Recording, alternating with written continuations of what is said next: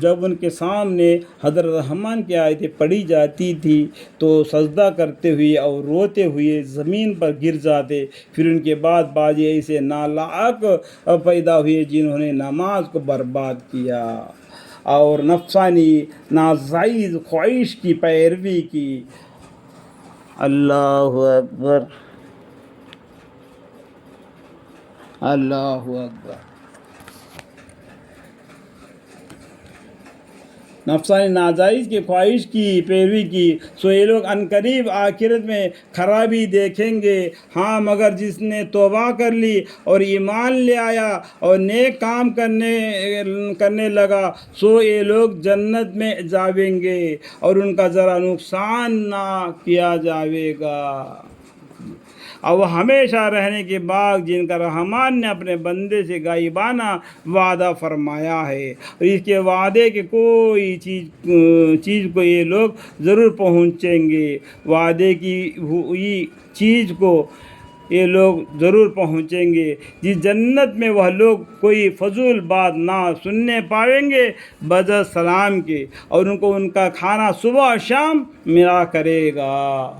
صبح شام جنت آدمی کو کھانا ملے گا. یہ جنت جس کا ذکر ہوا ایسی ہے کہ ہم نے اپنے بندوں میں سے اس کا مالک ایسے لوگوں کو بنا دیں گے جو خدا سے ڈرنے والے ہیں، اور ہم یعنی فرشتے بدون آپ کے رب کے حکم کے وقتاً فوقتاً نہیں آ سکتے. فرشتے اللہ کے حکم سے زمین پر آ سکتے ہیں، اپنے منمانی سے کیسا بھی وہ نہیں گھوم سکتے.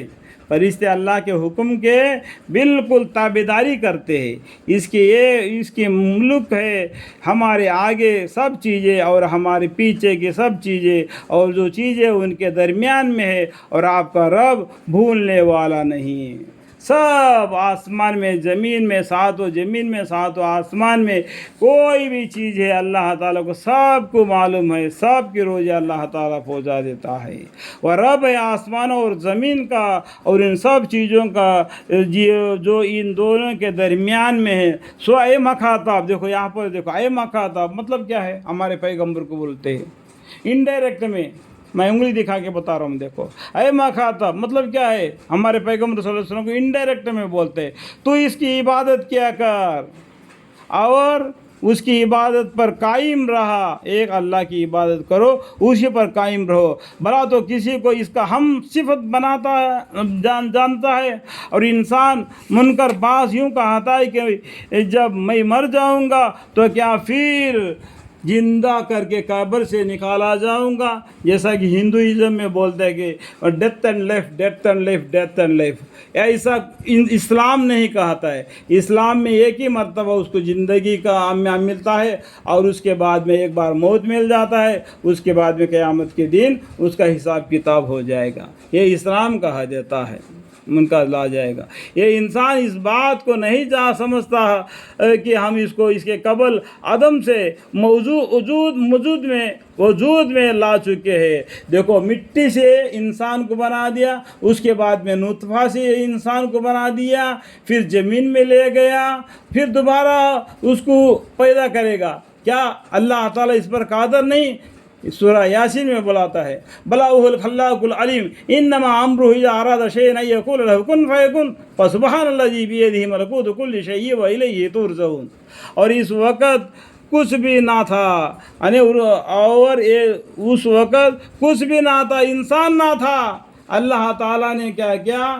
ایک مرد اور عورت کو ملانے سے جو پانی ہے ملتا ہے، اس سے تم کو پیدا فرمایا. تو کیا اس بات کو تم نہیں جانتا؟ تو قسم ہے آپ کے رب کی، ہم ان کو اس وقت جمع کریں گے اور شیطان کو بھی، پھر ان کو دوزخ کے گرد گرد اس حالت میں حاضری کریں گے کہ گھنٹوں کے بل گرے ہوں گے. پھر ان کفار کے ہر گروہ میں سے ان لوگوں کو جدا کریں گے جو ان میں سے سب سے زیادہ زیادہ اللہ تعالیٰ سے سرکشی کیا کرتے تھے. پھر ہم خود ایسے لوگوں کو خوب جانتے ہیں جو دوزخ میں جانے کے زیادہ یعنی اول مستحق ہے. اللہ تعالیٰ جانتا ہے وہ جو کوئی جنتی ہے کوئی دوزخی، وہ سب اللہ کو معلوم ہے. اور تم میں سے کوئی بھی نہیں جس کا اس پر سے گزرا نہ ہو، یعنی پل صراط پر سے ہر آدمی کو گزرنا پڑے گا، ہر آدمی کو اللہ کے سامنے سے حساب دیتے ہوئے جانا پڑے گا. یہ آپ کے رب کے اعتبار سے بطور لازمی موقع کیے ہے جو ضرور پورا ہو کر رہے گا. پھر ہم ان لوگوں کو نجات دیں گے جو خدا سے ڈرا کرتے، ایمان لاتے تھے، اللہ سے ڈرتے تھے، اللہ پر ایمان لاتے تھے. اللہ تعالیٰ ان کو نجات